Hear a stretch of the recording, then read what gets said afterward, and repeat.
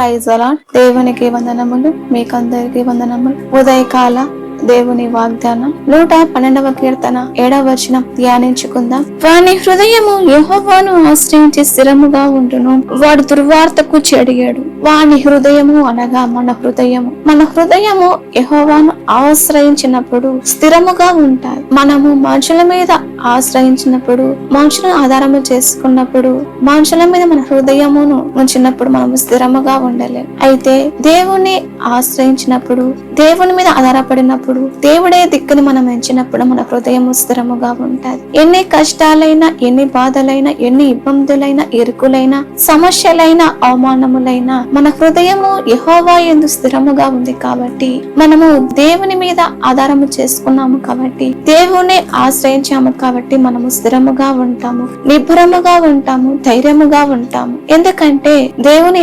ఆశ్రయించినప్పుడు, దేవుని మీద మనం ఆధారపడినప్పుడు దేవుడు మనకు తోడుగా ఉంటాడు. దేవుడు మనకు ఆదరిస్తాడు, బలపరుస్తాడు, వాక్యం ద్వారా మాట్లాడతాడు, సరిచేస్తాడు. కాబట్టి మనము దేవుని ఆశ్రయించి మనం స్థిరముగా ఉంటాము. చెడు వార్తకు మనం జడియము, భయపడము. చెడు వార్తలు వచ్చినప్పటికీ, మన మీద ఎన్ని నిందలు వచ్చినప్పటికీ, ఆస్తులు పోయినప్పటికీ, అంతస్తులు పోయినప్పటికీ, సమస్తము కోల్పోయినప్పటికీ మనము దేవుని ఆశ్రయించాము కాబట్టి స్థిరముగా ఉండగలుగుతాం. యోబును చూస్తూ ఉన్నాము. యోబు మనుషులను ఆశ్రయించలేదు. స్నేహితులు దూరమయ్యారు, కుమార్తెలు కుమారులు చనిపోయారు, పనివారు ఆస్తి అంతా ఎత్తుకెళ్లారు, సమస్తమును కోల్పోయారు. కానీ యోబు మాత్రం స్థిరముగా ఉన్నాడు. యెహోవాను ఆశ్రయించాడు, దేవుని ఆశ్రయించాడు, కేవలము దేవుని మీద ఆధారపడ్డాడు, స్థిరముగా ఉన్నాడు. కాబట్టి ఎన్ని సమస్యలు వచ్చినా, స్నేహితులు అవమానపరిచినా, సమస్తమును కోల్పోయినా యోబు మాత్రం స్థిరముగా ఉన్నాడు. యోబు మాత్రం రెండింతలుగా ఆశీర్వాదం పొందుకున్నాడు. కాబట్టి